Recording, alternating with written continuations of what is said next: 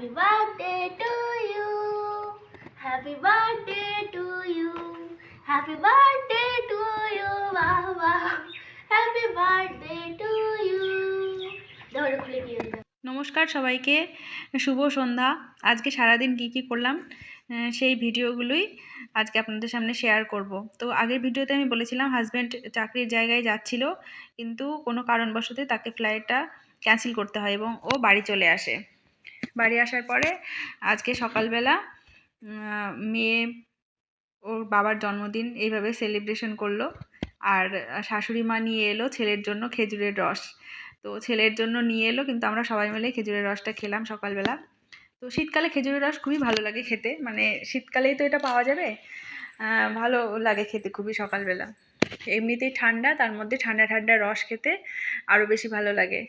তো আমি রসের দিচ্ছিলাম ওকে খেতে, তার সঙ্গে একদম খালি পেটে খাবে ওই জন্য কিছুটা মুড়িও দিয়েছিলাম সাথে। তো আপনাদের কার ভালো লাগে খেজুরের রস খেতে একটু জানাবেন। এরপরে দুপুরবেলা রান্নাবান্না সেরে নিয়েছিলাম। আজকে চিকেন রান্না করেছিলাম, দেশি মুরগি। তারপরে সবাই ঠাকুর দেখতে বেরিয়েছিলাম, যেহেতু আজকে সরস্বতী পুজো। আর ওই জন্যই সবাই মিলে সন্ধেবেলায় সরস্বতী ঠাকুর দেখতে বেরিয়েছিলাম। অনেকগুলো ঠাকুরই দেখেছি, সবগুলো ভিডিও করা হয়নি। তো একটা ঠাকুরের ভিডিও আপনাদের সামনে দেখালাম। আর জানাবেন ভিডিওটা কেমন লাগলো। ভিডিওটা আজকে একটু ছোটোই রেখেছি। এরপর বাড়ি ফিরে এসে দেখি পাড়ার মন্দিরে খিচুড়ি প্রসাদ রান্না হচ্ছে।